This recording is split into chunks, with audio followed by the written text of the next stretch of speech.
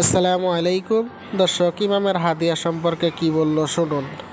আর মসজিদের প্রেসিডেন্ট যারা আছেন, যারা সেক্রেটারি আছেন, দুটা ফাউ ধরে কই যাইতেছি, ইমাম জাতানের বাইক না লাগে, ইমাম জাতানের ফেসে ফেসে না করুন লাগে, পয়সা লাগে, হাদিয়া লাগে, ইমাম বাদশা বাদশার মর্যাদা দিবেন। সেক্রেটারি প্রেসিডেন্ট কই থইবেন 1 তারিখ 2 তারিখ 3 তারিখ 3 দিনের ভিতরে অ্যাকাউন্টে টাকা ঢুকবো, কিবা কারণ বসত ঢুক পারবাইছে না, হুজুর আমি লয়ে যাইয়াম।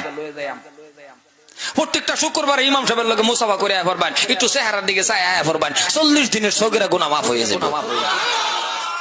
না ইমাম রে গরিমাটে কয় গরিমাটে রুপি আয়ো রুপি ইমাম রে ঘুরাইতে ঘুরাইতে আবার গরিমাটে খোয়ার ইমাম রে কইতেছি না, কথাটা বুঝাই তুই যেতেছি। আবার বহুত তোমার ওয়াজ বুঝে না,